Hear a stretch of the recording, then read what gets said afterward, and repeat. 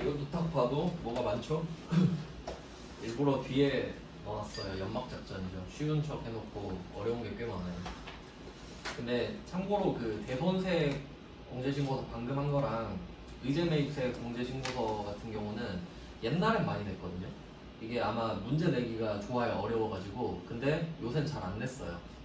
뭐 그것까지 참고하시면 될 것 같습니다. 그래도 뭐 안 나온다는 보장은 없으니까 한번 보겠습니다. 뭐 내용 보시면은 일단 이론부터 볼게요. 12페이지에 의제매입세 공제신고서라고 되어 있습니다. 그럼 이게 상황을 좀 설명을 드리면은 그 한번 내용을 볼까요? 공제 요건부터 좀 보시면 자 1번에 과세사업자일 것이라고 되어 있습니다. 그러니까 이거는 파는 물건이 과세 물건이어야 된다는 소리예요. 그림을 한번 그려볼게요. 자, 우리가 A라고 가정을 해보겠습니다. 우리가 파는 물건이 과세 물건을 팔아요. 과세 물건. 간단하게 이렇게 그림 그려주시면 좋을 것 같아요.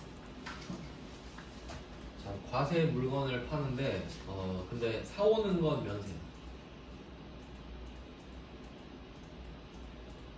뭐 이런 내용인데요.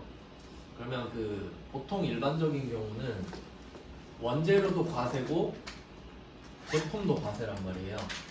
그러니까 그 원재료 살 때 냈던 부가가치세만큼 세액공제를 받는단 말이죠. 그러니까 한번 예를 들어보면은 이게 과세 물건이면 이 그림판으로 그리기 힘드네. 만약에 이게 과세라고 치면요. 그러면 금액을 그냥 간단하게 해볼게요. 만약에 과세 물건 1,000원짜리를 팔아요. 그리고 원재료를 일단 과세로 바꿔서 700원짜리 산다고 한번 가정해볼까요? 그러면 부가가치세가 70원, 살 때 70원 냈고 팔 때 1,100원 받아서 100원을 냅니다. 근데 실제로는 100원을 내려고 하다가 70원은 안 내도 되니까 30원만 내고 끝나는 거거든요. 그러니까 이게 샀을 때 냈던 부가가치세가 쿠션 효과를 갖고 오는 거예요. 그러니까 내라고 해서 냈는데 나중에 결국 덜 내니까 기분 좋잖아요. 근데 이거는 당연한 거죠. 냈으니까 돌려받는 거란 말이죠. 네. 자, 이게 과세 사업자예요. 그러니까 과세 원재료를 사서 과세 물건을 팔면 이렇게 쿠션 효과가 있다. 근데 이거는 내가 내야 되는 거니까 당연한 거다. 이렇게 보시면 되고요. 자, 이제 면세 과세로 넘어가 볼게요.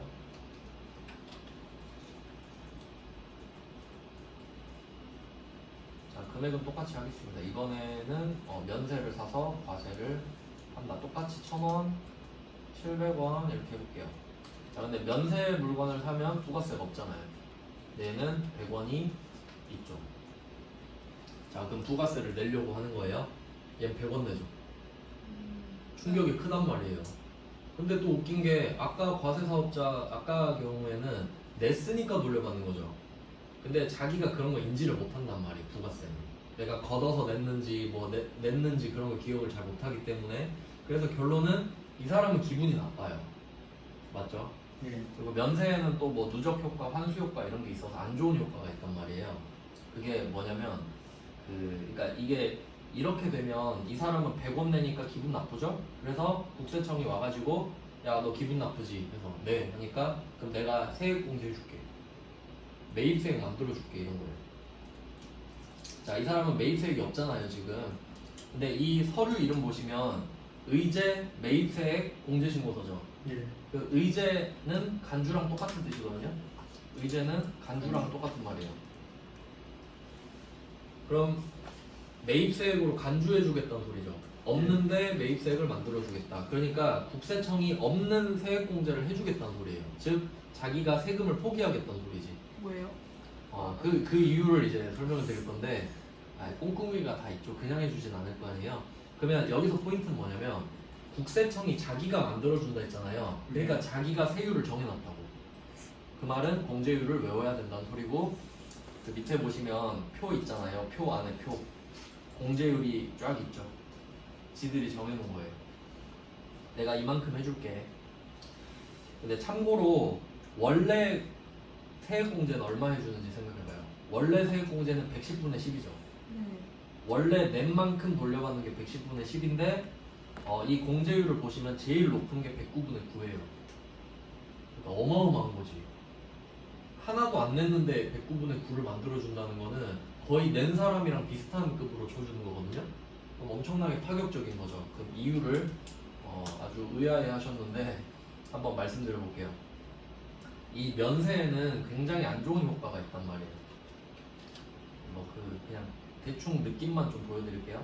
자, 이번에는 B라는 면세 사업자가 있다고 해볼게요.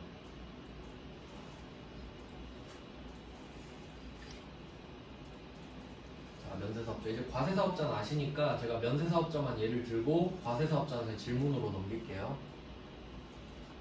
자, 면세 사업자가 700원짜리 물건을 사고 1000원짜리 물건을 팔았다고 합시다. 그러면 이번에는 그냥 과세 물건을 산 거예요. 샀을 때. 그럼 면세 사업자도 과세 물건은 과세로 사야 되죠. 그냥 부가세 내라고 하니까 냈어요. 그리고 얘가 파는 물건은 그냥 면세인 거죠. 자, 여기서 포인트는 이 700원짜리랑 1000원짜리랑 같은 물건 아니에요. 그러니까 1000원짜리는 내가 원래 파는 물건이고 700원짜리는 그걸 위해서 그냥 산 거예요. 다른 물건. 자, 그래서 이때 면세 사업자는 세액 공제를 받나요? 못 받죠? 네. 왜냐면 팔 때 부가세 안 걷고 안 내잖아요. 네. 자, 그럼 이거를 과세 사업자로 한번 바꿔볼게요. 과세 사업자. 과세 사업자는 숫자만 써볼게요. 700원, 70원, 1000원, 100원. 100원 이렇게 되죠. 네. 그럼 이걸 부가가치세만 한번 따볼게요. 그럼 이 사람은 100원을 걷어서 100원을 내고 70원을 냈다가 70원을 돌려받죠. 네. 그러니까 부가가치세는 전혀 손해도 안 보고 이득도 안 보죠. 네. 그럼 부가세는 그냥 없다고 할게요. 걷어서 냈고 낸 거 돌려받았으니까 그럼 이 사람 소득을 따져보세요. 1000원에 팔았고 700원에 샀죠. 300원. 부가세는 아무런 효과가 없으니까. 그럼 소득이 300원. 300원 생겼죠. 그럼 이 사람이 진짜 번 돈은 300원이에요. 네. 맞죠? 부가세는 그 안에 그냥 왔다 갔다 하는 역할만 하는 거고. 자, 근데 면세 사업자로 이제 가볼게요. 이 사람은 70원 못 돌려받죠. 예. 그럼 이 사람은 70원을 못 돌려받으니까 이 물건이 770원이 되죠? 예. 네. 돈은 쓰긴 썼으니까. 자, 그럼 이 사람은 얼마 벌었어요? 230. 230원 벌었죠. 기분이 어때요? 나빠요. 옆에는 300원 벌었는데 똑같이 가격 해가지고 기분 나쁘죠? 그럼 얘도 어떻게 하고 싶겠어요? 300원 벌고 싶겠지. 예. 네. 그럼 어떻게 해야 되겠어요? 가격을 가격을 올리겠지. 이게 좋아 보여요? 안 좋아 보여요? 안 좋아요. 근데 여러분이 면세 사업자라고 하면 이렇게 안 할 것 같아요? 난 할 거야. 난 100% 할 거야. 올리는 김에 더 올릴 거예요. 그러니까 면세가 좋아요? 안 좋지. 면세가 좋은 건 면세라는 사실 뿐이에요. 즉, 그 물건이 싸다는 보장은 없는 거예요. 부가가치세를 안 붙였다는 사실만 좋은 거지 사실 과세 물건보다 더 비쌀 수도 있는 거예요. 맞죠? 이해되시죠? 그러니까 이게 안 좋은 거야. 이게 누적 효과거든요. 왜냐면 부가세가 지금 환급을 못 받으니까 지가 가격을 쌓아버리잖아. 안 좋죠? 그 이거 소비자한테 분풀이 하고 있는 거죠. 네. 그러니까 국세청에 와가지고 야 너 분풀이 하려고 그러지. 아, 내가 깎아줄게. 물건값 올리지 마. 이해됐죠? 네. 그거예요. 그래서 얘가 똥 쌀까봐 못 사게 막는 거예요 그냥. 이해되셨죠? 네. 그냥 해주진 않는 거지. 이유가 있는 겁니다. 그래서 소비자한테 화풀이 할까봐 그냥 좀 중간에서 제재를 해준 거다 정도로 이해하시면 되겠습니다. 네, 그렇게 해서 과세 사업자만 되는 거예요. 과세 사업자가 지금 면세 효과 때문에 이렇게 좀 손해를 보고 있으니까 세액 공제를 해줘 버리는 겁니다. 그리고 이번에 이제 계속해서 보시면 과세 사업자일 것 다음에 면세 농산물 등 공급받아야 할 것 돼 있는데 실제로는 이 안에 소금도 있거든요. 근데 뭐 그것까지 내진 않겠는데 실제로 그 세법에 소금도 써 있어요. 여러분 문제 내진 않을 겁니다. 그러니까 면세 농산물 등이라고만 해놨죠. 그 다음에 3번 면세로 공급받은 농산물 등을 원재료로 제조 가공. 이거는 아마 중요할 수도 있어요. 제조 가공. 이거 안 하면 의제 매입세 공제 못 받거든요. 그러니까 그냥 갖다 팔면 안 되지. 제조 가공을 거쳐야만 해주겠다는 소리입니다. 그 다음에 공제시기, 이거 낚시로 엄청 많이 나오거든요. 낚시로. 공제시기 읽어보시면 면세 농산물 등을 공급받은 예정신고기간 또는 확정신고기간 돼 있죠. 공급받은 이거 표시해보세요. 이거 오답으로 어떻게 나오냐면 제가 옆에 굳이 써놨죠. not 사용 시점이라고. 그러니까 문제에서 이렇게 낸 적이 있거든요. 면세 농산물 등을 사용한 시점에 그 예정 신고 기간 또는 확정 신고 기간 해준다. 그럴싸하죠? 그러면 국세청 직원이 맨날 내 옆에 붙어 있나? 사용할 때까지 기다렸다가 그때 해줘요? 아니. 말이 안 되죠. 네. 공급 받은 건 그냥 서류로 증명 되죠. 세금 계산서만 확인하면 되죠. 근데 사용을 어떻게 할 거야? 근데 그냥 대충 들으면 그럴싸하잖아요. 그러니까 사용 시점 절대 아닙니다. 확인할 수가 없어요. 그래서 공급 받은 시점 오답으로 잘 나오니까 표시해놨어요. 그 다음에 매입가액을 보겠습니다. 자, 매입가액으로 내려가 보시면 국내 매입부는 운임 등의 부대 비용을 제외한 매입가액 이렇게 돼 있죠. 자, 이거를 왜 꼭 아셔야 되냐면 이게 회계랑 세법이 달라서 그래요. 그러니까 회계로 한번 생각해 볼까요? 회계 재무회계. 자, 여러분이 원재료 100원짜리를 샀어요. 그리고 원재료 운반비 뭐 3원 썼다고 합시다. 회계 처리. 원재료 103 네. 이렇게 하는 거 아시죠? 왜냐면 재무회계는 자산을 취득할 때 들어가는 부대 비용을 가산한다라고 정확히 돼 있거든요. 근데 그건 재무회계고 지금 부가가치세에서는 네가 농산물 산 거에 대해서 의제매입세액을 만들어 줄게 이러고 있죠. 네. 근데 운반비는 원재료가 아니잖아요. 네. 그러니까 이유가 두 가지예요. 첫 번째는 운임이 운반비잖아요. 운반비는 재료가 아니죠. 그렇게 해석해도 되고 그냥 잘 생각해 보잖아요. 운반하는 서비스 있죠. 과세잖아요. 그럼 그건 부가세 내고 그냥 세액공제 받으면 되죠. 그러니까 무조건 안 돼. 어쨌든 안 돼. 그래서 국내 매입부는 딱 순수한 원재료 가격에 대해서만 공제율을 곱해서 빼주겠다 이런 취지고, 그 다음에 수입분 보시면 이거는 뭐 나올지는 모르겠는데 수입분은 관세의 과세 가격 이렇게 되어 있죠. 그러니까 이건 무슨 말이냐면 제가 옛날에 한번 써드렸던 것 같은데 그 수입품 있죠. 수입품 부가가치세 어떻게 붙이는지 말씀드렸었거든요. 나왔으니까 한 번 더 말씀드릴게요. 수입품의 가격은 어떻게 정해지냐면 일단 여기 나와 있는 관세의 과세 가격 이렇게 돼 있죠. 네. 여기다가 제가 그 옛날에 써서 관계주 교농료 해가지고 아, 네. 이거 기억나요? 기억나요. 네, 그러니까 이거 외우실 필요는 없어요. 그냥 제가 한번 읊어드리면 예를 들어 여러분이 뭐 수입을 한 거야. 100원짜리 물건. 그럼 100원이 관세의 과세 가격이에요. 네. 100원짜리 물건을 샀으니까. 근데 국내로 넘어오면서 관세 붙이고 개별 소비세 붙이고 주세 붙이고 교육 에너지 환경세 붙이고 농어촌 특별세 붙이고 교육세 붙여요. 알겠죠? 네. 이 관세의 과세 가격에 그리고 이거 다 더한 가격에 부가가치세 붙인다고 말씀드렸거든요. 그러니까 제가 문제 잘못됐다 그랬잖아요. 네. 관세는 이 안에 포함되어 있어야 되는데 빼버렸었잖아. 네. 근데 지금 하는 건 뭐예요? 관세의 과세 가격만 말하고 있죠. 네. 그럼 문제에서 어떻게 내냐면 이렇게 낸다고. 예를 들어 관세의 과세 가격이 100이다. 그리고 관세가 20이다. 이렇게 낸다고. 이렇게 낼 거예요. 그럼 몇으로 하라고? 100으로. 100으로 하라고. 이거 하지 말라고. 관세는 네가 낸 세금이지 원재료 아니잖아. 포함하지 말라고. 포함하지 말라. 그 말이에요. 그러니까 관세 불포함 이렇게 써주시면 되지. 관세의 과세 가격에다가 관세 불포함 또는 관세 제외 이런 식으로.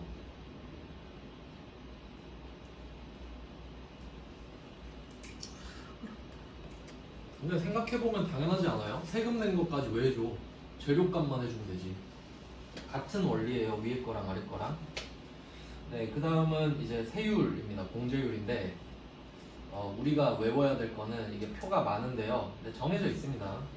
근데 이거 어떻게 보시면 되냐면 앞에 음식점업이랑 제조업만 표시해보세요. 음식점업이랑 제조업 이렇게만 표시를 하고, 그리고 그 음식점업부터 볼게요. 음식점업은 개인과 법인 이렇게 나누면 되거든요. 개인과 법인. 이건 제가 그 표를 그냥 따로 그려드릴게요. 이거 그대로 갖고 왔는데 이렇게 보면 좀 복잡할 것 같으니까 약식으로. 저는 이렇게 외웠어요. 음식점업, 법인, 개인 법인이요. 개인 법인. 제가 외운 법을 한번 알려드릴게요. 자, 왜 이렇게 제가 외웠냐면 제조업이랑 음식점업이 메인이거든요. 왜냐면 면세를 사서 과세를 파는 업종이 그렇게 많지 않아요. 근데 식당 같은 경우는 재료가 거의 면세죠. 쌀, 과일, 야채 이렇게 되니까. 그래서 음식점업이 당연히 나오고, 제조업 같은 경우는 햄 같은 거 있죠. 햄. 돼지가 면세거든요. 돼지 사서 햄 만들어 팔면 과세죠. 그러니까 식당이랑 제조업만 거의 해당된다 보시면 돼요. 근데 그 중에 규모가 누가 더 큰지 생각해봐요. 식당이랑 공장. 공장이. 규모가 공장이 더 크죠. 네. 그러면 식당이 더 영세하다고 볼 수 있겠죠. 규모가 작으니까. 근데 그 중에서도 개인은 우리 동네에 있는 식당이고, 네. 법인은 백종원이고, 그러면 그 중에 개인이 더 영세하죠. 그러니까 제조업보다 음식점업이 더 영세하죠. 그 중에 법인보단 개인이 더 영세하죠. 그러니까 얘를 제일 많이 해줘. 108분의 8 이렇게 외웠어요 저는. 근데 제일 많이 해주는 게 108분의 8입니다. 109분의 9는 예외인데 제가 이거 하고 다시 설명드릴게요. 자, 법인은 106분의 6이라 써있죠.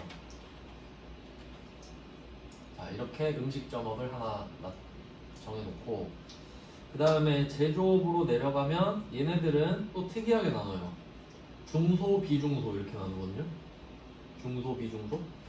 여기서는 개인이랑 중소기업을 묶어버려요. 왜냐면 규모가 너무 차이가 많이 나다 보니까 공장은 개인이랑 중소기업을 같은 급으로 봐버리는 거죠. 이렇게 묶어서 104분의 4.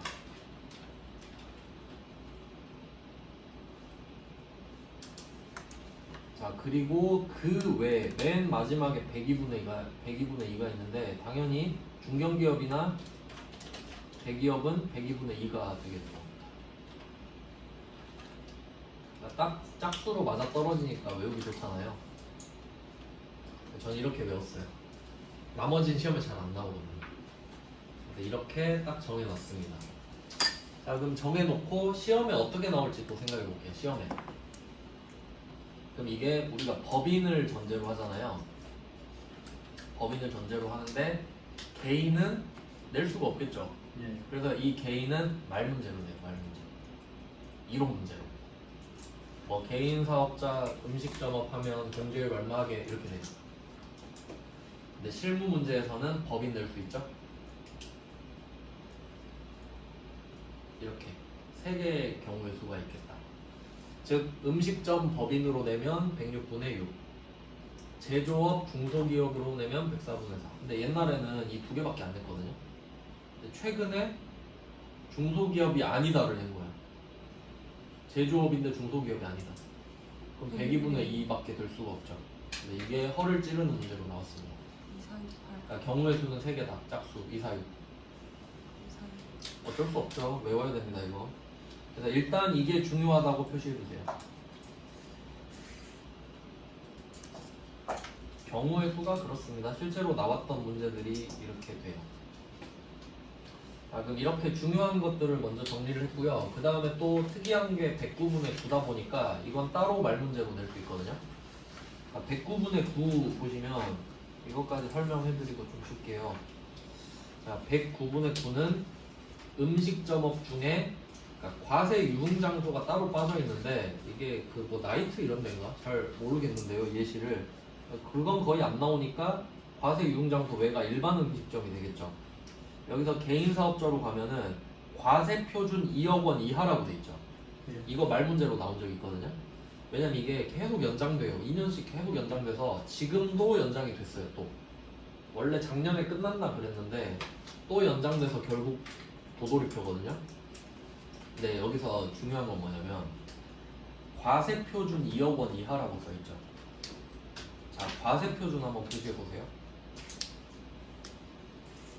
그럼 이게 도대체 얼마일까? 우리 그 일반 과세자 기준으로 했을 때 과세 기간 몇 개 있죠? 1기, 2기 두 개 있죠. 그럼 과세 표준이란 말은 1기당 과세 표준을 말하는 거예요. 한 기수당. 그러니까 이거 연매출로 환산하면 대충 4억 이하 정도로 환산할 수 있는 겁니다. 그러니까 참고로 그냥 써주세요. 대충 연 4억 이하 정도. 똑같진 않죠. 개념이 똑같진 않은데 과세 표준 2억 원 이하는 약간 얼추 비슷하다. 연 매출 4억 원 이하. 똑같진 않죠, 당연히. 왜냐면 1년은 말 그대로 1년이잖아요. 그냥 대충 환산하면 그렇다는 거죠.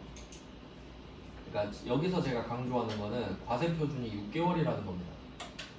왜냐면 1기, 2기가 있으니까요. 당연히 한 기수당 과세 표준이 있는 거지. 기수가 두 개니까. 그래서 이거 말문제 대비용으로 말씀을 드렸고요. 그리고 또 빼먹은 게 없나? 아, 밑에 별표도 써놨죠. 26년 12월 31일까지 연장됐으니까 2년 동안은 이렇게 알고 계시면 돼요. 일단 여기까지 해놓고 좀 쉬다가 계속 보겠습니다. 자, 이제 의제 매입세 공제 신고서 01번부터 한번 보겠습니다. 12페이지입니다. 01번은 일반 과세자는 법정 요건이 충족되는 경우라고 되어 있는데 그 요건이 위에 있는 1, 2, 3번입니다. 그리고 면세, 농산물 등에 대한 의제 매입세 공제 특례 뭐 지금 이 상황이라고 생각하시면 되고요. 적용이 될 수 있는데 간이과세자는 못 받는다 이렇게 돼 있죠. 그러면 묶어서 생각해 보시면 간이과세자는 의제 매입세 공제 신고 이것도 안 되고 대손세 공제도 안 되고 또 안 되는 거 많이 있는데 일단 배운 것만 치면 그렇습니다. 대손세 공제랑 의제 매입세 다 안 된다. 추가로 하나 더 알려드리면 간이과세자는 환급도 못 받습니다. 그러니까 원래 매입세액이 더 크면은 환급해 주잖아요. 네, 환급도 못 받아요. 이미 혜택을 받고 있다고 생각하기 때문이겠죠. 그 다음은 2번으로 내려가 보겠습니다. 02번. 다음 중 부가가치세법상 음식점을 운영하는 개인사업자의 의제 매입세. 음식점을 운영하는 개인사업자. 그럼 일단 108분의 8이죠. 네. 근데 해당 음식점의 해당 과세기간의 과세표준은 2억 원을 초과한다. 2억 원 이하는 109분의 9까지 올려줬죠. 네. 근데 초과하면 그냥 원칙대로 108분의 8이죠. 8. 이거 뭐 밑에 설명 보시면 돼요. 네, 그래서 이 정도는 맞춰주셔라 하고 낸 거고 세무 1급인데 별거 없죠. 그 다음에 03번 이것도 세무 1급인데 한번 볼게요. 동그라미 1번은 면세 농산물 등을 공급받은 날, 제가 사용한 날 아니라 그랬죠? 공급받은 날 얘는 예정 확정 다 해주겠죠 당연히. 그 다음에 2번 예정 신고 시에는 공제 한도 계산 없이 매입세 공제가 가능하다. 아 요거는 이거 맞는 말이에요. 예정 때는 그냥 하고 확정 때만 옆에 써도 돼요.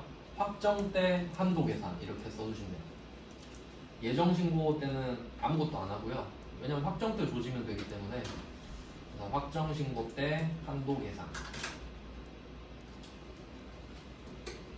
그리고 어제 그 정산 공통매입세액 정산이랑 비슷한데 얘도 예정 때는 냅두는 이유가 확정 때 6개월치를 다시 돌리거든요. 그렇기 때문에 그때 조지면 돼요. 그냥 다 빼버리면 되기 때문에 예정 때는 그냥 냅둡니다. 그 다음에 3번 간이과세자는 2021년 7월 이후 이거는 날짜는 필요 없습니다. 현재 간이과세자는 매입세 공제를 받을 수 없다. 이 부분만 그냥 기억하시면 돼요. 역사를 알 필요까지는 없겠죠.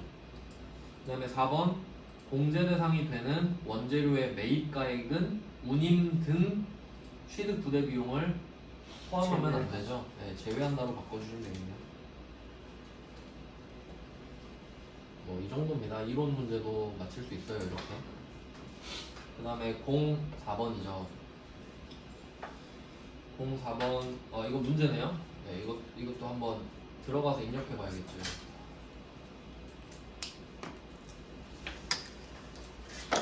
네, 세무 1급 문제고요. 세무 1급 문제고. 부가가치세 쪽으로 가셔서 의제메이트의 공제신고서로 들어갈게요. 얘는 예정 때랑 확정 때 다 해줍니다. 왜냐면 아예 그 해주려고 작정한 거기 때문에. 날짜는 일기 확정입니다. 4월, 6월. 그리고 얘도 원래는 메인 매출 점표에다가 입력을 하면 넘기는 거거든요. 그러니까 이게 비슷한 게 뭐냐면 어제 그 부가가치세 신고서에 해봤던 것 중에 예정 신고 누락분을 메인 매출 점표에 써서 넘기는 거 해보셨잖아요. 그거랑 똑같아요. 그래서 그 문제를 일단 한번 넣었어요. 04번 보시면 문제 두 번째 줄에 메인 매출 점표는 생략이네. 네, 원래는 해야 되는데 생략하라고 합니다. 그러면 여기다가 바로 적어라 이거거든요. 예. 네, 그냥 바로 적어볼게요. 근데 바로 적는 게 아니라 4개 중에 되는 거 안 되는 거 따져서 보도록 하겠습니다. 뭐 한 개 빼먹은 것 같은데 이거 하면서 좀 설명드릴게요. 자, 04번 문제는 인천농원부터 한번 볼게요. 인천농원 날짜는 당연히 4월부터 6월로 다 들어가 있을 겁니다. 그때그때 다 해주니까. 첫 번째 인천농원은 계산서 보이시죠? 증빙 복숭아 계산서. 그럼 면세해봤죠? 그 다음에 두 번째 푸른 과일 방울토마토 이것도 면세인데 신용카드라고 돼 있어요. 그러면 당연히 카면으로 들어가니까 되겠죠. 그다음 세 번째 우영우 농민. 이제 이 사람이 중요한데 지금 우리가 그 문제 첫 번째 줄 오른쪽에 보시면 제조업이거든요. 제조업 그리고 중소법인이라고 돼 있죠. 그러면 일단 세율은 104분의 4잖아요. 한 개 더 있습니다. 지금 웬 농민이 나왔거든요. 그럼 농민한테 사과 사면서 계산서 좀 주세요 하면 못 주겠죠. 개인이니까. 근데 제조업 같은 경우는 개인한테 산 그 농어민이라고 보통 나오거든요. 농어민 매입분도 인정을 해줘요. 그래서 그 문제 제조업 중소법인의 104분의 4 써놓으시고 이 제조업이랑 농민 있죠. 우영우 옆에 농민 있죠. 이걸 연결해 주세요. 제조업은 농어민 매입분도 인정해줘요. 그러니까 이 사람이 증빙을 못 주잖아요. 그래도 해줘요. 소정의 증빙만 제시하면.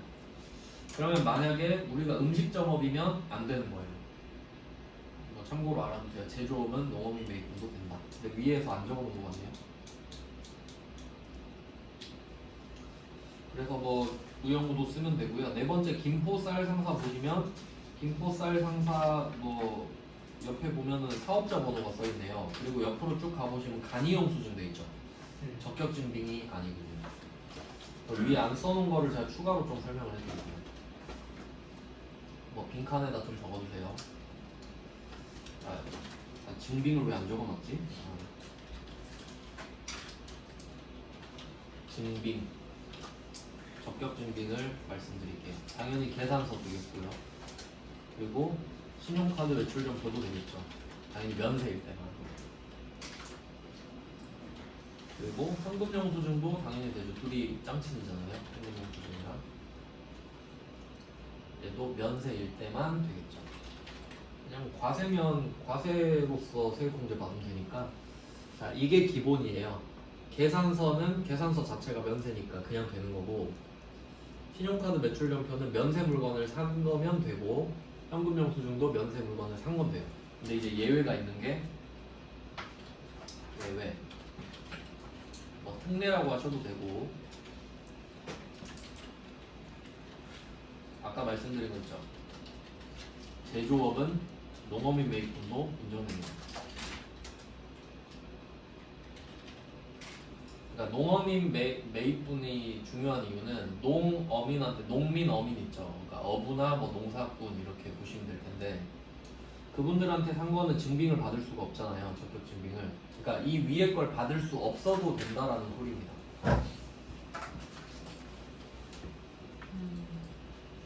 그러니까 이걸 딱 내고 싶겠죠. 그러니까 음식점업이면 바로 제끼시면 되고 제조업이면 된다 이렇게 보는 거죠. 그 다음 이제 마지막 김포 쌀 상사 보시면 이 사람은 사업자 등록번호가 있는데 사업자인데도 간이용 수증 받았죠. 이거 네. 적격 증빙 아니거든요. 그러니까 간이용 수증에 X표 치시면 돼요. 그래서 3개만 되는 거죠. 맨 마지막 건 안 돼요. 그러니까 이 김포 쌀 상사한테 계산서나 카드 점포나 현금 영수증을 받았어야 됐다는 거지. 네, 그러면 이제 입력해 볼게요. 한 칸에 하나씩 적는데 한번 보여드릴게요. 처음이니까 그냥 적겠습니다. 원래는 F2번으로 검색해서 쓰시는 거예요. 근데 없으니까 그냥 쓸게요. 인천 농원 사업자 번호는 안 쓰셔도 돼요. 원래 F2번으로 검색하면 바로 옆에 같이 나와요. 아씨 안 쓰니까 넘어가시네. 써야겠네요. 어쩔 수 없이 지금만. 원래는 F2번으로 검색하면은 바로 같이 입력해요. 안 쓰면 안 넘어가지니까. 그리고 여기 힌트가 좀 나와 있네요. 위에 보시면 농어민으로부터의 매입분 이렇게 힌트가 있네. 그러니까 이거 보고 아 제조업은 된다 그랬지 라고 떠올리시면 되겠습니다. 첫 번째 거 취득일자는 연도를 2025년으로 바꿔서 쓸게요. 안 그러면 입력이 안 되거든요. 날짜 안 맞으면. 자, 구분은 계산서 첫 번째 거는 계산서고 수명은 복숭아 있는 그대로 쓰겠습니다. 수량은 180kg, 매입가액은 1,600. 공제율은 우리가 직접 계산해야 되죠. 제조 중소기업이니까 104분의 4를 직접 골라주셔야 되고요. 그리고 여기다가 한 방에 쭉 적는 게 아니라 지금 하나 적고 여기 넘어왔잖아요. 그럼 이제 두 번째 칸으로 넘어가야 돼요. 그러면 없어지거든요. 그러니까 이 거래처는 이거 하나, 두 번째 거래처 넘어가서 또 적고 이렇게 적는 거예요. 한 번에 쭉 적는 게 아니라. 두 번째는 푸른 과일. 하이픈 없이 쭉 쓰시면 됩니다. 취득일자는 2025년 5월 13일로 썼어요. 증빙은 이번에 신용카드 등, 현금 영수증도 이번에 신용카드 등으로 쓰시면 되는 거예요. 방울토마토 수량은 90, 매입가액은 700. 공제율은 당연히 계속 104분을 가겠죠. 이거를 한 번만 더 해주시면 돼요. 우영우까지. 이분은 개인이니까 주민등록번호를 쓰는 거죠.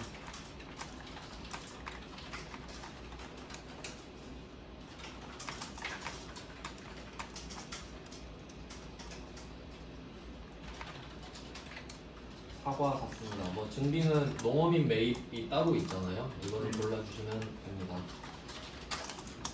40에 140. 공제율은 똑같이 계속 104분의 4. 한 번 104분의 4면 계속 104분의 4겠죠. 자, 뭐 이거 적는 거는 일도 아니잖아요. 판단하고 적고 여기까지는 좀 쉬운 편인데 이제 밑에 요 부분이 좀 복병이 될 수도 있거든요. 그러니까 이게 적어야 될 수도 있고 안 적어야 될 수도 있는데 일단은 예비 칸을 알려드리면 자, 이 과세 표준의 예정 확정 이거는 거의 좀 많이 썼던 것 같고 그 다음에 단기 매입액 얘랑 예정 신고분 그러면 이게 후보가 되는데 문제 보면서 어떤 건 적고 어떤 건 안 적는지 판단해 보겠습니다.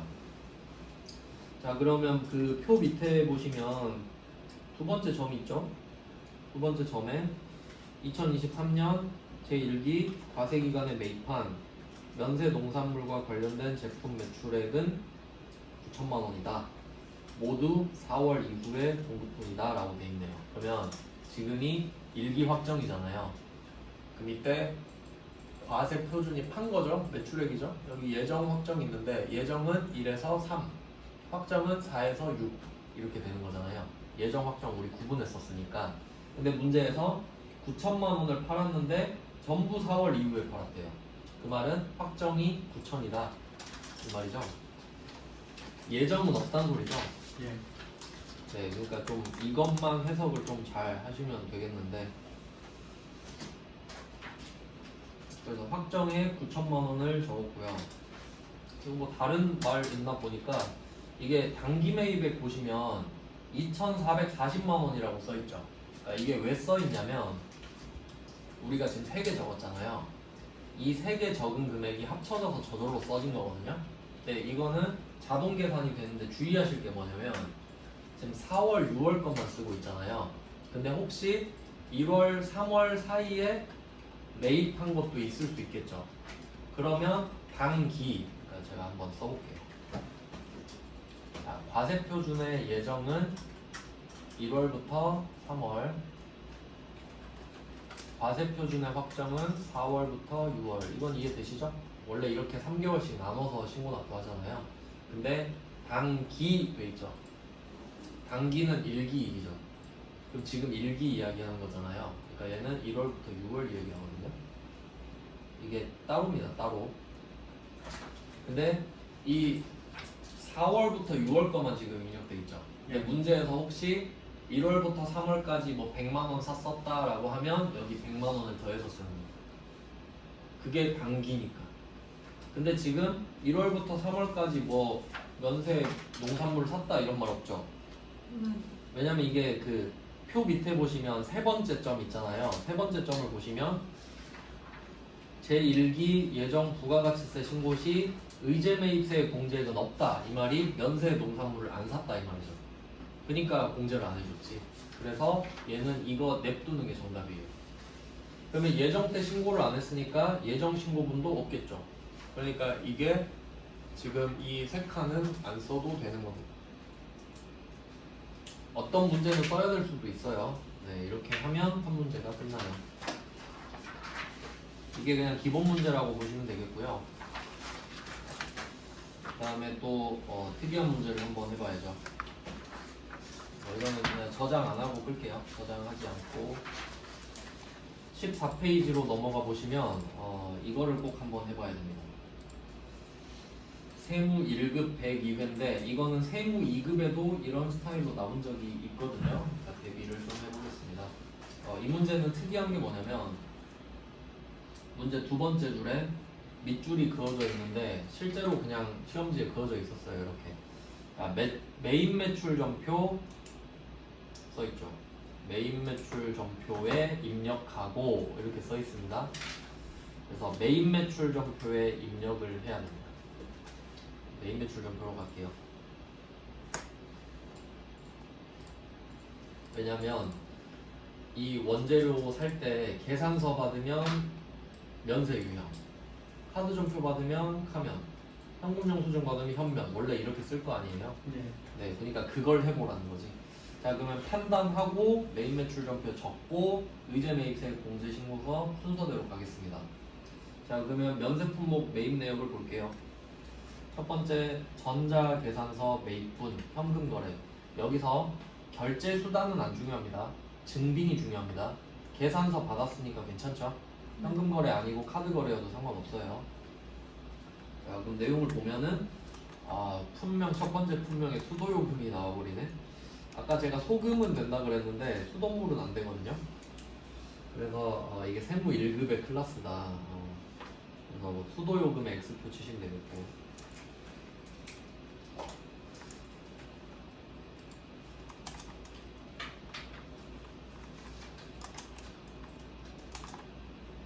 네, 그래서 밑에 뭐 답 먼저 확인해 보시면 그 적혀 있는 거래처가 두 개밖에 없잖아요. 두상이랑 한상. 그러니까 수상은 수도요금이라서 안 되는 거예요.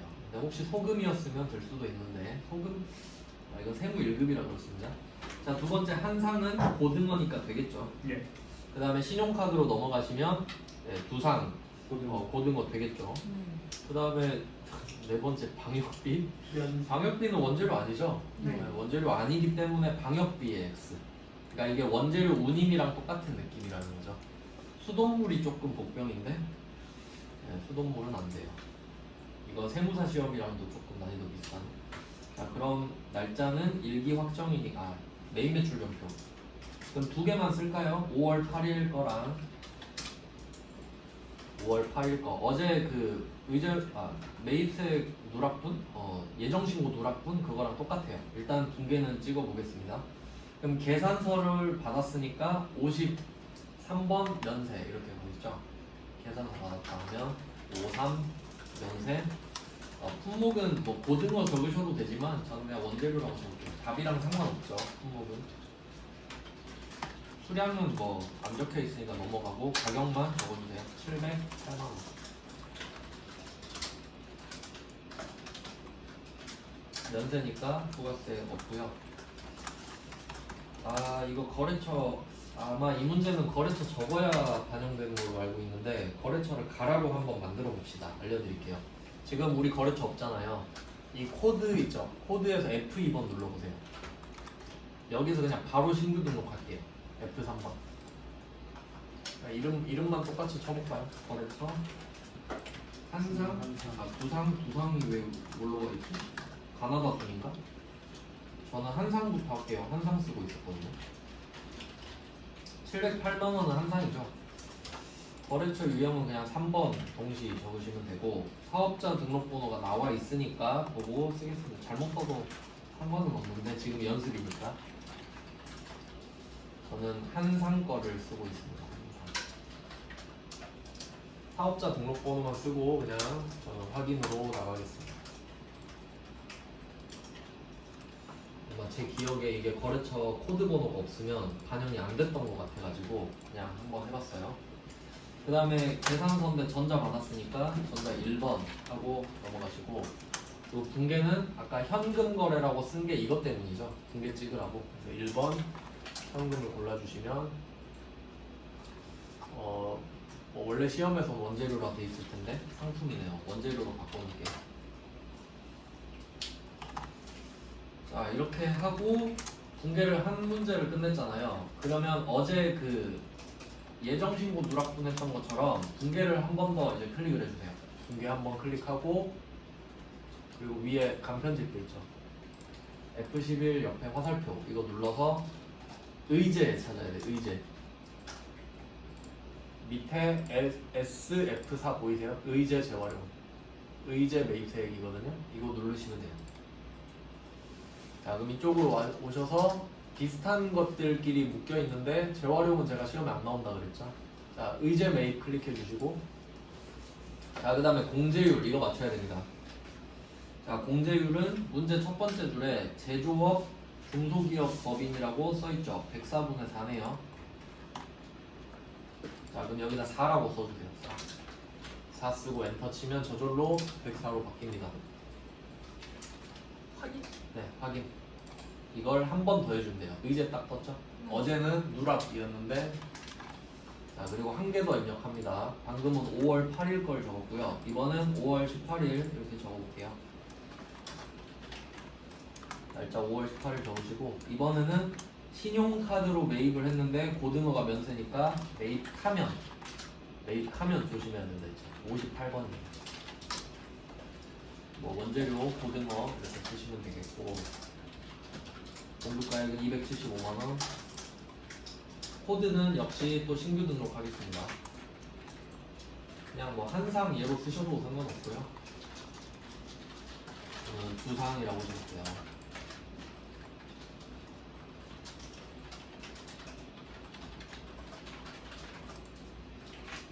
사업자 등록번호까지만 쓰고 확인 누르시면 넘어가집니다.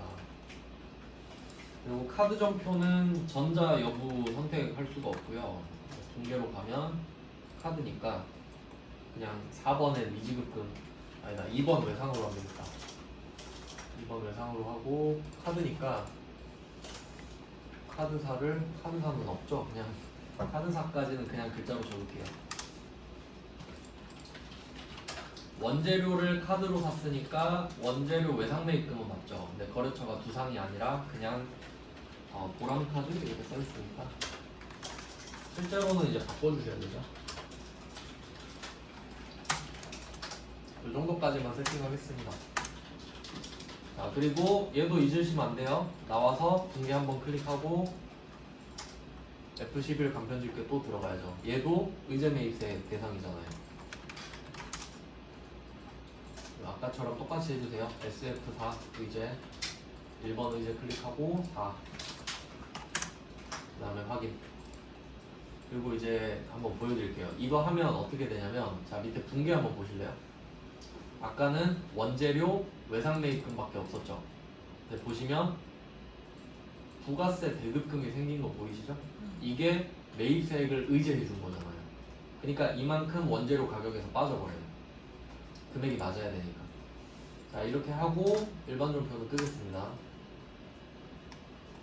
그리고 부가가치 탭으로 가셔서 의제매입세 공제로 가는 거죠.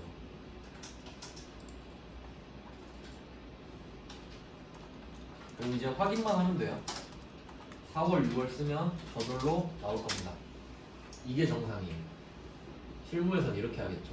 예. 네, 그래서 원래 이렇게 하는구나 하고 이제 내려가 보시면 아까 했던 거 있죠. 이거 4칸을 어떻게 할지 한번 볼게요. 자, 밑에 추가 자료 보시면 일기 예정분 과표는 4,000, 일기 확정 과표는 6,000. 이건 그대로 알려줬네요. 그래서 입력하시면 돼요. 예정에 4,000, 확정에 6,000.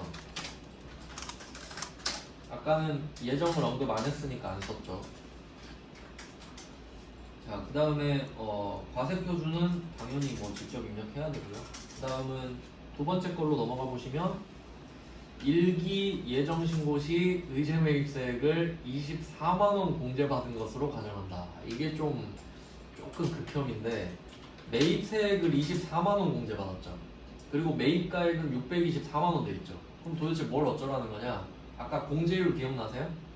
우리 공제율 몇 분의 몇이죠? 104분의 4죠. 그럼 이게 숫자가 뭘 의미할까? 624만 원어치 샀었거든요, 예정 때. 곱하기 4 나누기 104 하면 24만 원 나와요. 이해되시죠? 그러니까 624만 원에서 24만 원으로 화살표 하신 다음에 곱하기 104분의 4 이렇게 적어 놓으면 되겠네. 왜냐면 지금도 그 공제를 받고 있으니까 그러니까 역으로 추산할 줄 알아야 되는 겁니다. 그럼 이거 어떻게 하라는 소리죠? 지금 확정 때 4월부터 6월까지 단기 매입액이 983만 원이잖아요. 그러면 여기다 624만 원을 합쳐서 적으란 소리예요. 983만 원 더하기 624만 원 하니까 1607만 원 나오거든요. 그럼 이 B 단기 매입액에 써 있는 금액을 1607만 원으로 바꿔 주셔야 되는 겁니다. 요건 조금 오버했네. 이건 거의 세무사 시험 보고 따라한 것 같은데요. 네, 그래서 여기까지 하고 또 뭐 밑에 보니까 그러면 여기 예정 신고분 여기도 써야겠네. 얘는 24만 원 써야겠죠. 자, 매입액은 624만 원이 추가된 거고 세액 공제는 24만 원 받은 거잖아요. 그러니까 각각 이렇게 따로따로 이게 제일 어려운 문제 같은데요.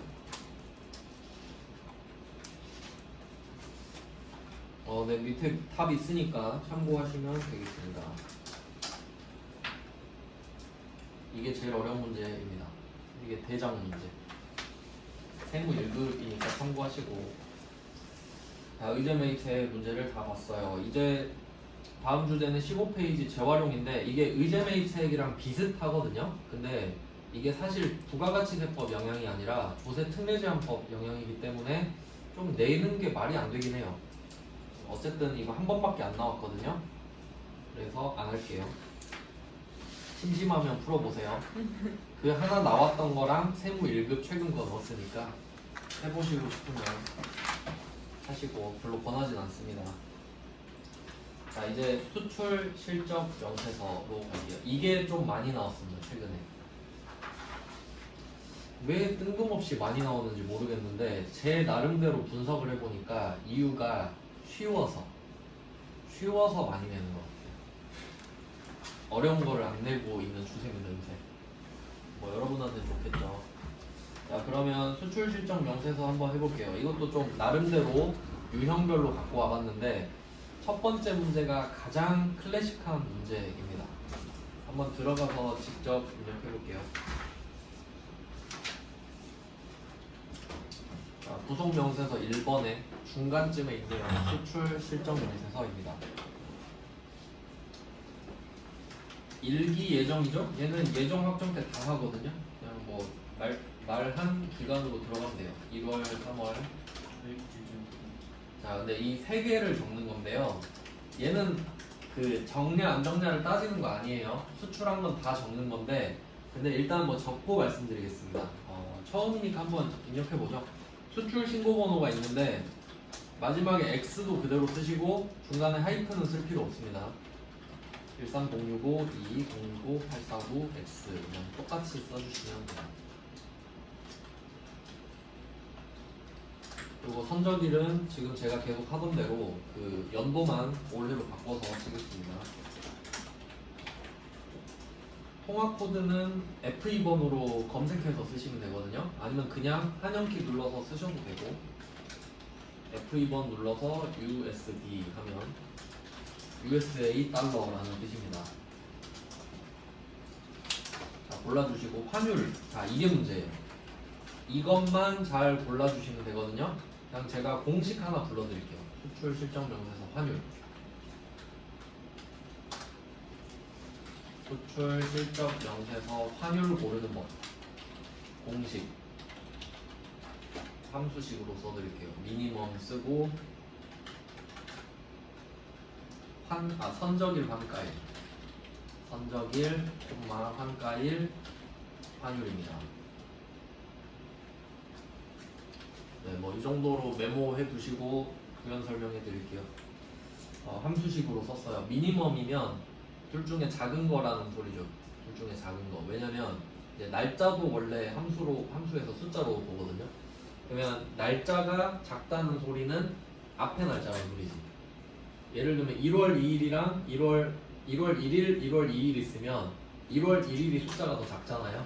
그러니까 정확히 말하면 이른날입니다. 이른날.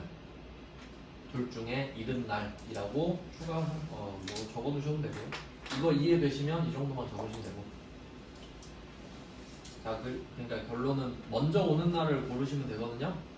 그럼 지금 첫 번째 제임스사 같은 경우는 선적일이랑 환가일 둘 중에 환가일이 더 앞에 왔죠.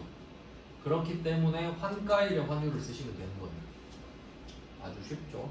1080 적어주세요.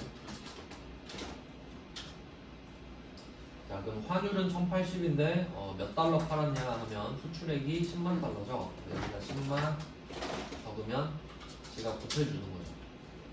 원화로 1억 800만 원에 해당한다. 이렇게 적혀있네요. 그리고 거래처 같은 경우는 F2번으로 원래 고를 수 있겠죠. 저는 그냥 있는 거 뭐 한상, 두상 대충 돌려 쓰겠습니다. 자, 그 다음에 두 번째 거, 세 번째 거도 쭉 써주시면 돼요. 그냥 노가다 문제, 노가다 문제.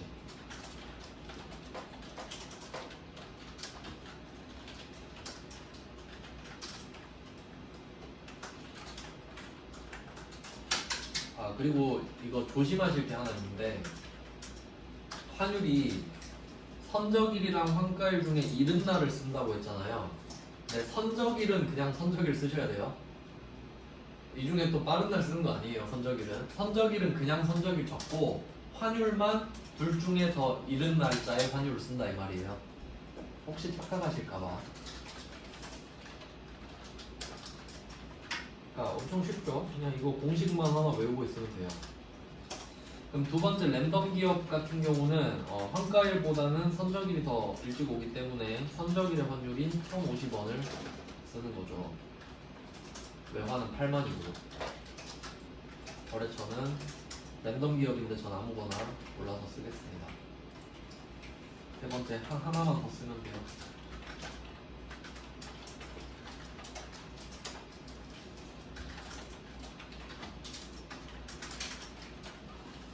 통합소득가 JPY인데 뭐 재팬 엔화겠죠. 환율은 이거 엔화는 환율 좀 조심하셔야 되는데 800원이 100엔이잖아요. 나누면 8이죠? 그래서 환율은 8입니다. 환율은 원래 외국 화폐 1단위당 우리나라 돈 가치거든요. 그래서 환율은 800 나누기 2를 하면 8이고요. 그리고 가끔씩 숫자가 막 지저분하게 나올 때도 있는데 놀라시면 안 돼요. 그러니까 예를 들면 이렇게 나올 때도 있단 말이에요. 1040원 100엔 이렇게 나올 수도 있어요. 근데 나누면 뭐 10.4 이렇게 떨어지잖아요. 그것도 당연히 답이죠. 그냥 나누면 되니까. 자, 외화는 500만 엔입니다. 그리고 얘는 판가일 자체가 없기 때문에 선적일 확률밖에 뭐 선택권이 없었죠 아예. 거래처는 대충 맞춰서 썼습니다. 그러니까 이게 옛날부터 나오던 수출 실적 명세에서의 클래식한 문제입니다. 근데 최근에는 조금씩 바꿔서 내거든요. 아 근데 이게 끝이 아니네요. 지금 이 문제가 전산세무 2급 111인데 수출 실적 명세서와 영세율 매출 명세서를 작성하시고 돼 있죠. 메인 매출은 안 하고. 그럼 이거 킵 해놓고요. 끄지 마시고 왼쪽 위로 올려놓을게요. 그리고 영세율 매출 명세서로 또 들어가겠습니다. 날짜는 똑같이 써주셔야겠죠? 2월, 3월. 자, 그러면 지금 수출 실적 명세서가 여기서 수출이 다 직수출이잖아요. 그럼 금액 보니까 원화로 2억 3,200 이렇게 써있죠. 요것만 따가지고 자, 이게 영세율이잖아요, 수출. 그럼 여기서 첫 번째 칸. 자, 부가가치세법의 21조 직접 수출 있죠. 여기다가 2억 3,200 넣어라 이 말이죠. 자, 보고 적으면 되죠. 이렇게 보고 옮겨 적었어요. 그럼 답에다가 이거 화살표 해놓으면 되겠죠. 합계 2억 3,200만 원에다가 밑에 영세율 직접 수출에 2억 3,200 이렇게 해서 둘 다 실제 시험에선 저장하고 끄시면 되는데 저는 저장 안 할 겁니다. 안 어렵죠? 논리가 없잖아요. 수출했으니까 적는 거잖아요, 그냥. 그러니까 이런 게 쉬운 문제고. 자, 그리고 또 다른 문제도 봐야겠죠. 어떤 식으로 또 다르게 나올 수 있는지 보겠습니다. 18페이지예요. 2번 문제. 이번에는 수출 실적 명세서를 작성하고 메인 매출 점표에 입력하래요. 그러니까 순서가 얘는 반대로 됐습니다. 이상한데? 그냥 뭐 시키는 대로 한번 해보죠. 수출 실적 명세서 또 들어가고요. 아까 했던 것처럼 날짜 2기 예정이면 7월 9월이죠. 수출 신고 번호 써주시고요. 거래가 한 건 있는 겁니다. 한 건. 1, 3, 5, 1, 8, 2 하이픈 없이 쭉 써주세요.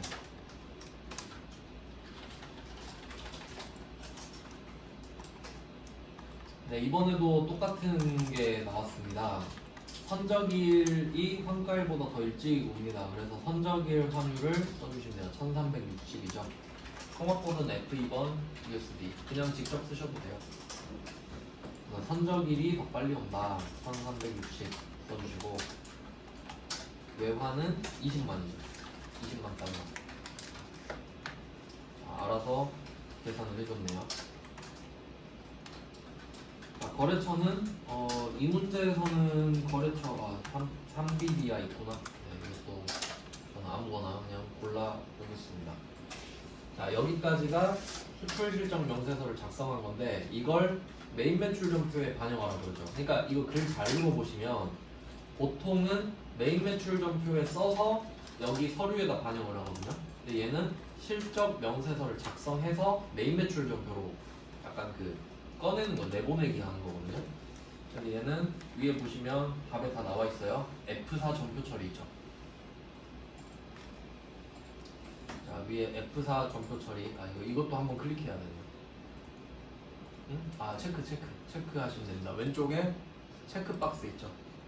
체크하시고 F4 점표 처리하면 지금 이 거래 하나 딱 떴죠. 수출 신고한 거. 이걸 역으로 지금 옮기는 겁니다. 그래서 확인해 주시면 되겠죠. 선택권이 없습니다. 어차피. 확인. 밑에 답 보고 하세요. 저도 이거 처음 봐가지고 그냥 이런 게 있었구나. 일괄분계라고 있네요.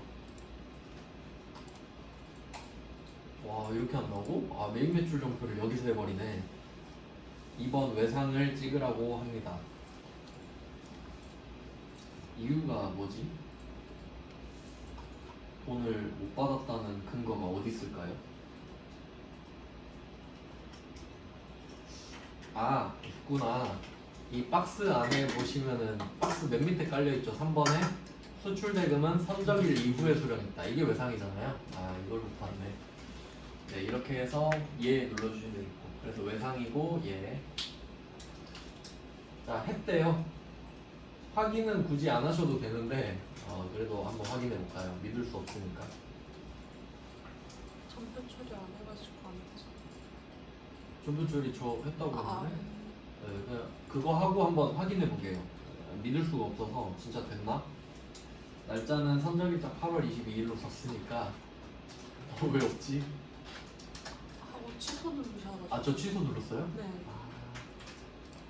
여러분은 나오시죠? 네. 저만 틀린 걸로 하겠습니다. 마지막에 취소 눌러버렸대요. 왜안 나오지? 안 나왔어요? 왜 그러지?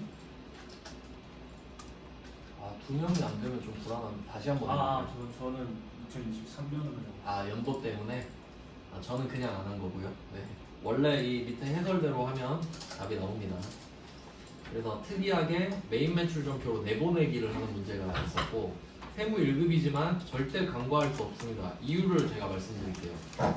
그 이유가 19페이지를 보고 제가 설명을 해드릴 겁니다. 자, 19페이지는 제가 따로 뭘 적어놨는데 19페이지 3번 있죠? 3번 보시면 전산세무 1급 113에 써있잖아요. 그리고 옆에 뭐라 써있어요? 세무 2급 117에 유사라고 써놨죠. 그러니까 이번 시험에 이번 전산세무 2급에 이거 그대로 나왔어요. 제가 저번에 말씀드렸죠? 그러니까 세무 1급 문제 베껴서 냈다니까. 그러니까 세무 1급급 문제를 갖다가 공부하시는 게 맞다 이거예요. 한번 해봅시다. 이거는 기출이니까 또 나올 수도 있겠네요. 자, 그럼 이거 입력 한번 해볼게요. 2기 확정. 날짜는 10월, 12월. 저장하지 마시고 10월, 12월 해서 똑같이 한번 입력해 볼게요. 수출 신고 번호 나와 있는 대로 맨 위에 거 입력해 주시고요. 오늘.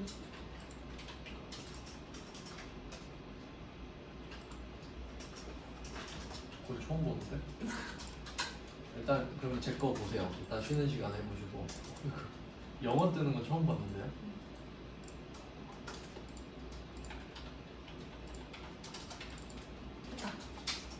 됐어요? 네. 그러면 한번 같이 입력을 해봅시다. 수출 신고 번호가 굉장히 성의가 없네요.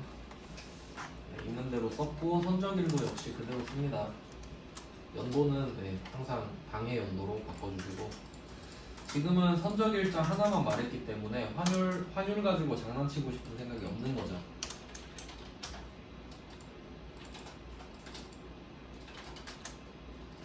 네, 있는 그대로 다 옮겨 적었습니다. 거래처 입력은 생략한다고 하네요. 자, 그리고 아래쪽에는 또 다른 자료가 나와 있어요. 이것도 밑에 뭐 다 보고 하시면 되는데, 수출 실적 명세서는 이걸로 끝이고, 또 언급을 한 게 내국 신용장 구매 확인서 전자발급 명세서입니다. 그럼 혹시 모르니까 얘는 냅두고 끄지 말고 하나를 더 켜보는 거죠. 바로 밑에 붙어 있네요. 내국 신용장 구매 확인서 전자발급 명세서. 날짜는 똑같이 써주시면 되겠죠. 10월, 12월 하고요. 그리고 이번은 아마 두 번째 자료를 봐야 되지 않을까 싶네요. 왜냐면 두 번째 자료에 구매 확인서가 써 있으니까. 그러면 구분해서 바로 구매 확인서를 골라주시고, 서류 번호는 있는 그대로 쓰면 되겠죠. 항상 앞에가 똑같았던 것 같아요. PKT. 발급일은 역시 연도를 바꿔서 쓰겠습니다. 품목은 뭐 안 적어도 될 것 같은데. 거래처도 거래처는 써야겠죠. 밑에 전자세금계산서가 나와 있으니까. 그러면 이때 구매 확인서 전자발급 명세서 내역이니까 우리가 발급한 걸로 돼 있네요.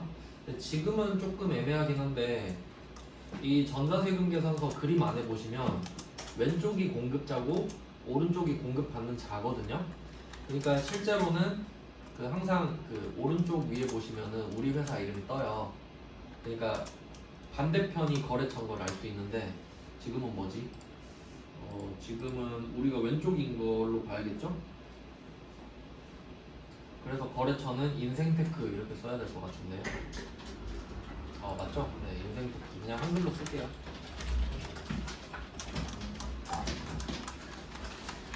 안 써지네? 그냥 뭐 거래처는 있는 거 고르겠습니다. 인생테크 대신에 그냥 아무거나 안 골라져가지고 안 적어져가지고 골랐습니다. 금액은 5천만 원이에요. 그래서 뭐 언급 없는 거, 품목에 가전이 있었네? 네.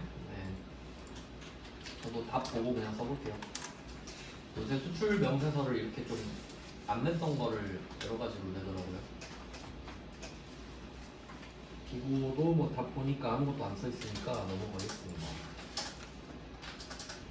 이게 끝인데요? 그냥 뭐 새로운 주제지 그냥 어려운 거는 전혀 없었습니다. 그래서 각각 2개. 그러니까 얘를 1번은 수출 실적 명세서, 2번은 내국 신용장 발급 명세서 이렇게만 적으면 끝나는 거였네요. 네, 최근에 나왔던 거니까 참고해 주세요. 이제 주제가 바뀌는데 10번, 11번. 네.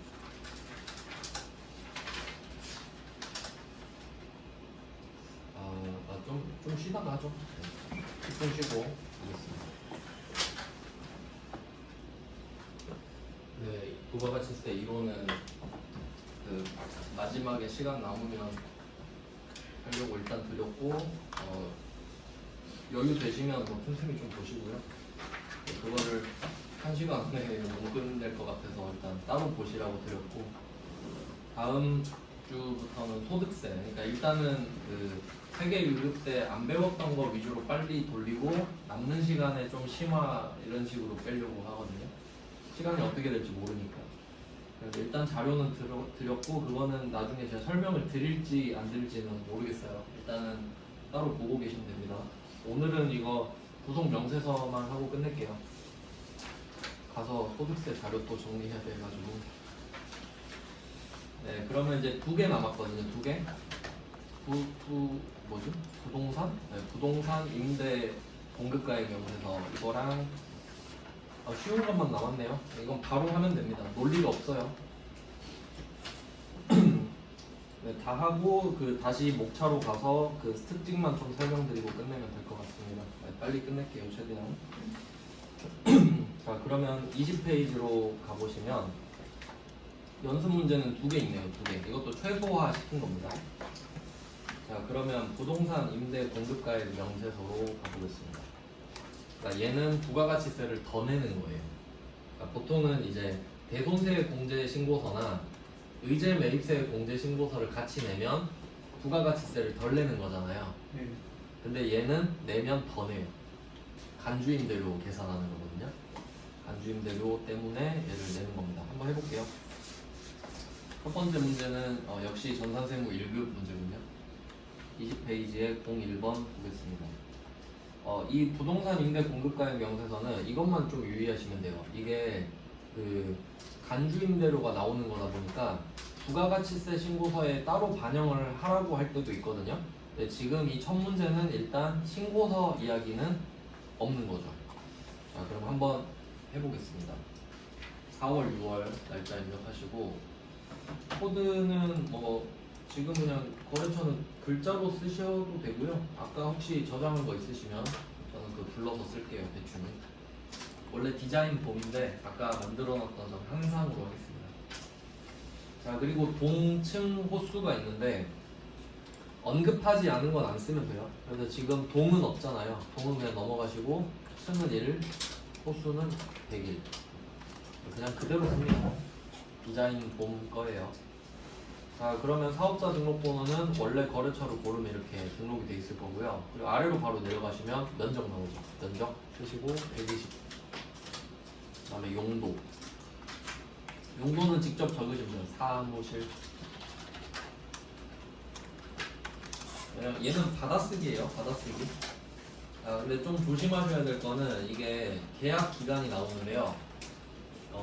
갱신일이 있는지 없는지 보셔야 돼요. 그럼 지금 첫 번째 디자인 보험 같은 경우는 계약 기간이 뭐 2년 이렇게 되어 있는데, 일단 아래 거부터 읽어볼까요?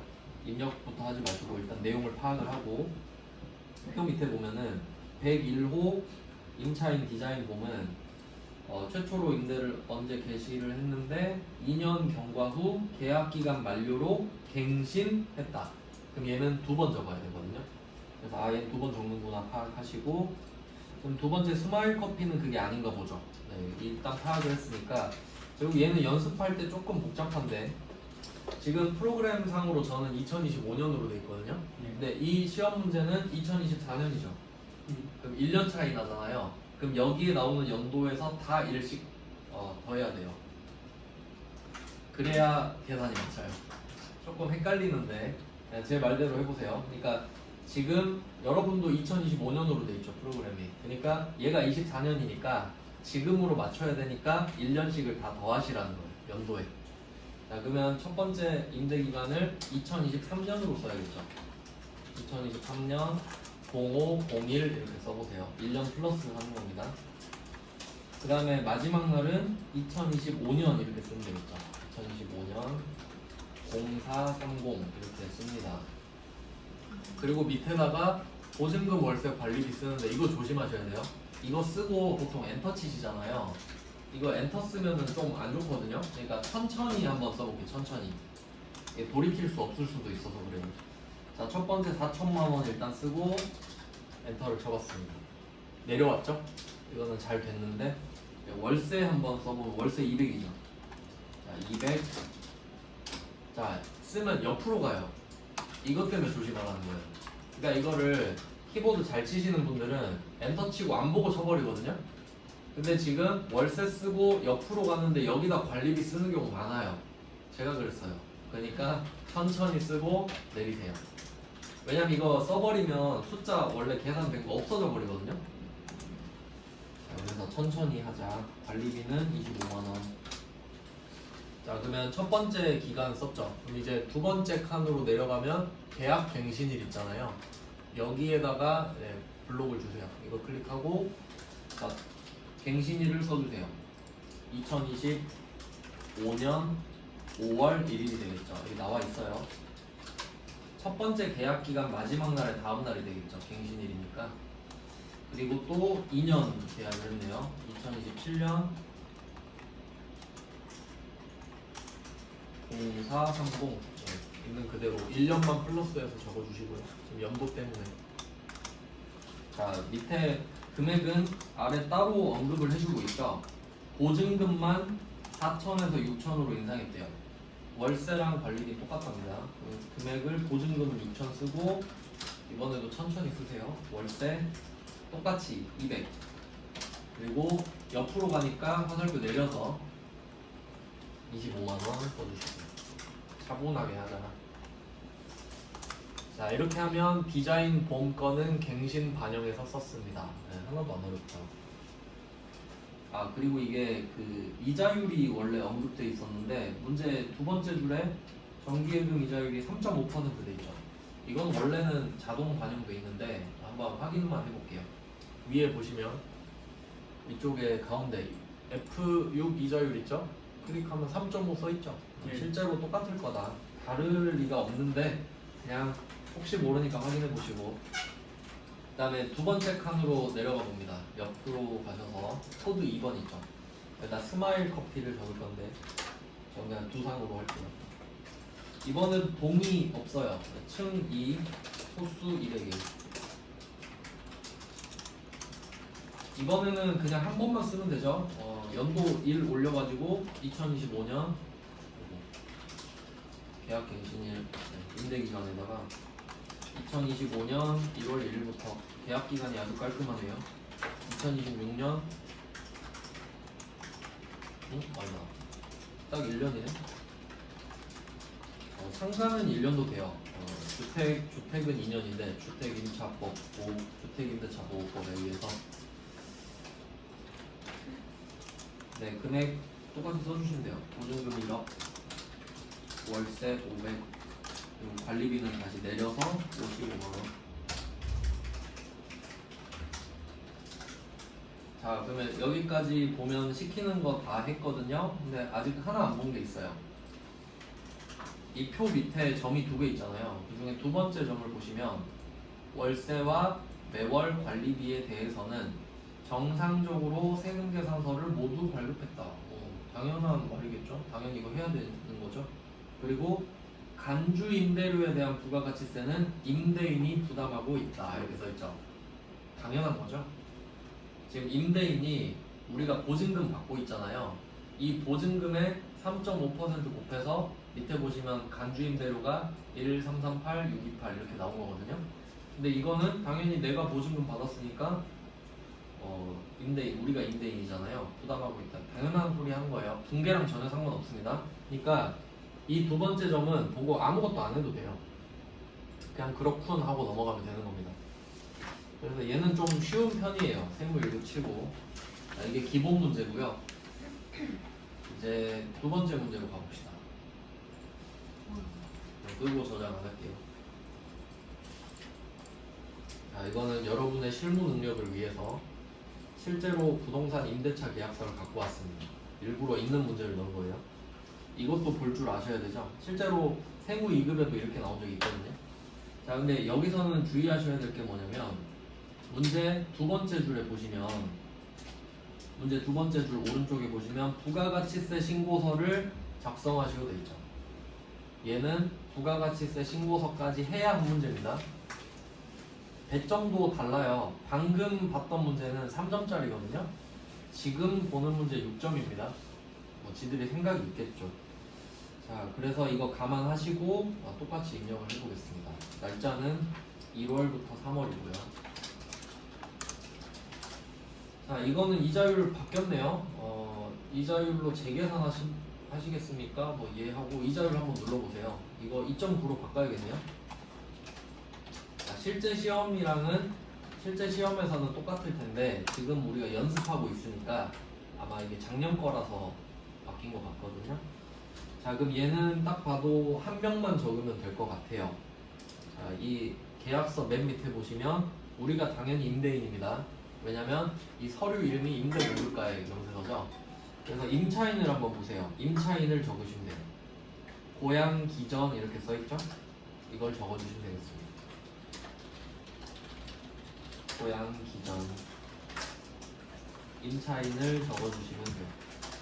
그리고 이거를 막 돌아가면서 찾아야 되는데 여기에서는 지금 동은 없고요. 층은 나와 있어요. 그 위쪽에 주소 있는데 소재지 있는데 1층이라고만 나왔거든요. 그래서 저는 층에다 1 쓰고 호수는 안 쓰겠습니다.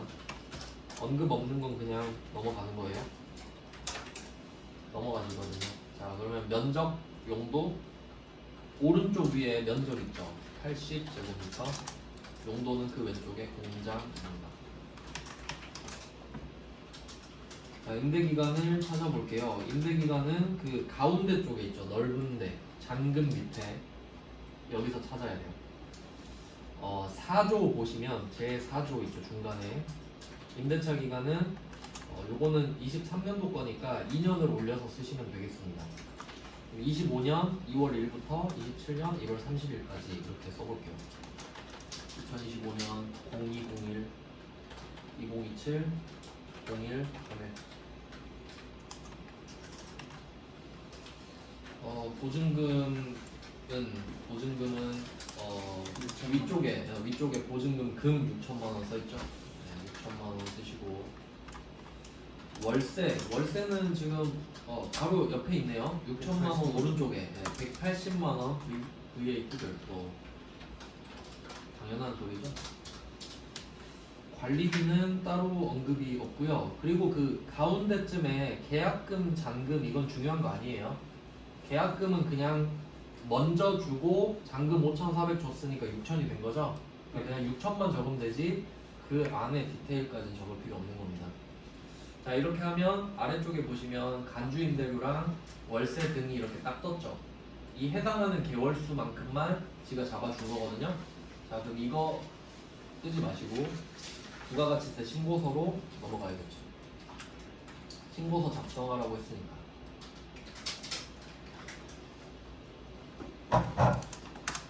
자, 신고서도 똑같이 1월부터 3월까지 쓰시면 되겠죠. 그럼 얘는 도대체 뭘 하라는 거냐면 아까 그 복선이 있었거든요.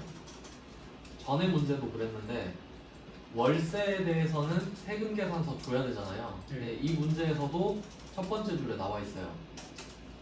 관련된 전자세금 계산서를 기한 내에 모두 발급했다라고 하거든요. 그러면 이때 월세가 360이죠. 그러니까 180만 원씩 두 달이 걸리니까 360이 나왔거든요. 그럼 이건 세금 계산서 발급했으니까 1번에 적으라는 소리예요. 1번에 여기에 180을 적으면 360이고요. 이걸 적으라는 소리입니다. 원래 메인 매출 정도에 적잖아요. 신고서에 다이렉트로 한번 적어봐라. 그리고 이게 끝이 아닙니다. 간주임대료도 있죠. 제가 세무 2급에서는 4번 칸이 중요하다고 말씀드렸죠.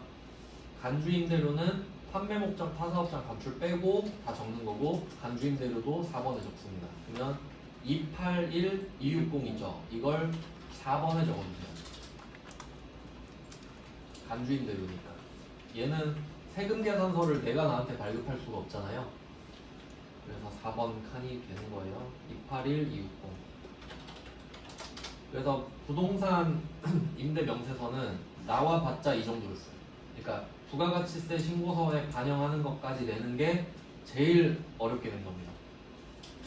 뭐 해설 보셔도 네, 한 거랑 똑같죠. 금액도 이자율도 맞춰놨기 때문에 똑같고요. 그리고 그 마지막 말문제 한번 보고 22페이지에 밑에 말문제 하나 깔아놨죠. 네, 이렇게 하면 6점이에요. 가성비는 좀 괜찮죠. 자, 03번 보시면 둘 이상의 과세기간에 걸쳐. 자, 여기서 둘 이상의 과세기간은 과세기간 아까 말씀드렸죠? 1기, 2기. 그러니까 6개월 넘어가는 거를 말을 하는 거거든요. 둘 이상의 과세기간을 걸치는 거는. 근데 지금 뭘 말하는 거냐면 한번 생각해 보세요. 방금 적은 거 있죠? 고양 기전에다 적었는데 임대기간이 2년이죠. 2년이면 6개월 당연히 넘었잖아요. 그럼 이게 두 과세기간 걸친 거 맞죠? 예. 이걸 말하는 거예요. 둘 이상의 과세기간은 6개월 초과를 말을 하는 거고요. 일정한 용역은 우리가 부동산을 사용하게 해주는 용역을 말을 해요. 제공하고 있죠. 그 대가를 지금은 아닌데 혹시 선불로 받았다라고 하면 예정신고기간 또는 과세기간의 종료일을 공급시키로 한다. 여기서 예정신고기간 또는 과세기간의 종료일 이거 표시해보세요. 예정신고기간 또는 과세기간의 종료일 이걸 제가 딱 한마디로 줄여드릴게요. 분기말 분기말이라고 적어요. 왜냐면 예정 또는 확정 신고가 3개월마다 있는 거 아시죠? 예. 그러니까 그 말일이니까 분기 말이잖아요. 3월 말, 6월 말, 9월 말, 12월 말. 그때마다 그 개월 수에 맞게 계산을 한다는 소리예요. 그냥 지금 한 거랑 약간 비슷하죠. 똑같진 않은데 왜냐면 우리가 선불로 받지는 않았기 때문에 나 선불로 받았네요. 보증금이니까.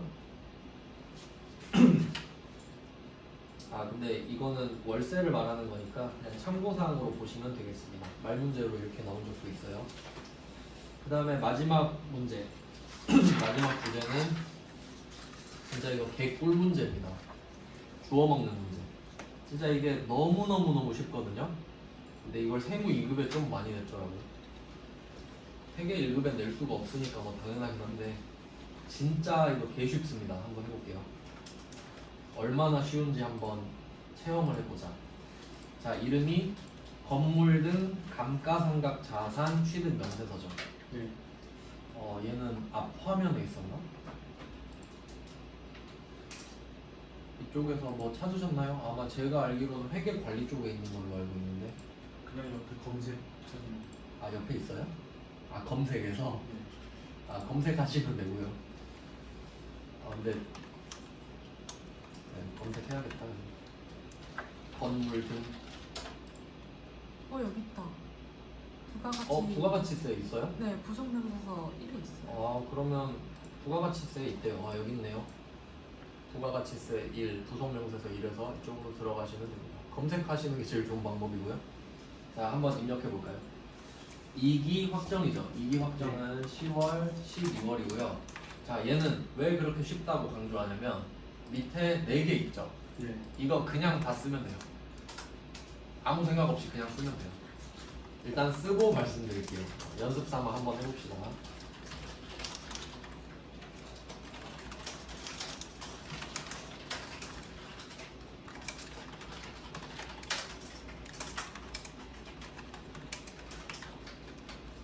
첫 번째 거는 컴퓨터 및 프린터인데 자산 구분을 보시면 컴퓨터 프린터가 없으니까 4번의 기타 정도로 해주시면 되겠고요. 그렇게 중요한 자산이 아니죠. 공급가액은 2천만 원.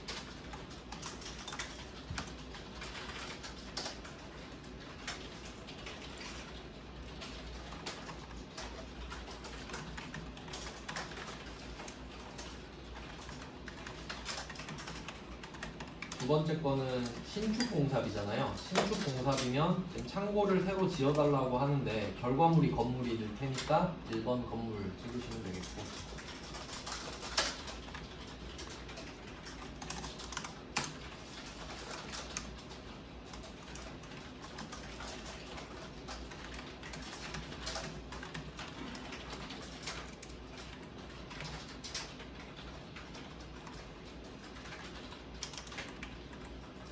세 번째 거는 촬영 운반비입니다.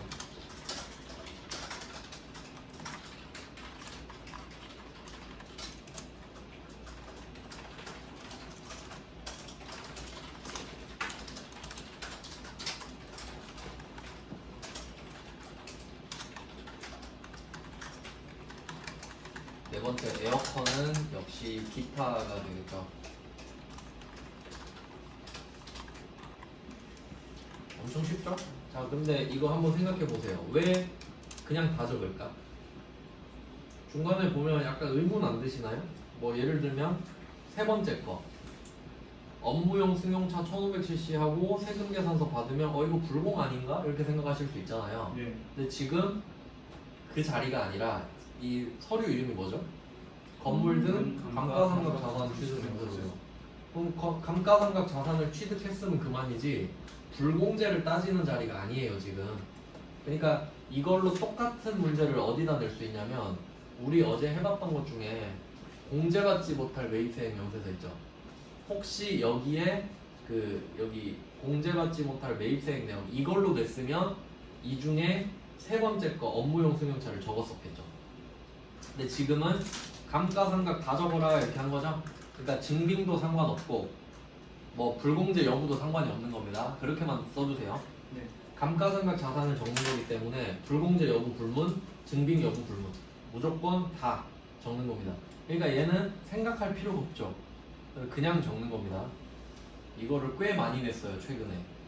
주는 문제인데. 자, 그러면 다시 맨 앞에 목차로 가서 정리만 하고 끝냅시다. 분석을 나름대로 좀 해볼게요.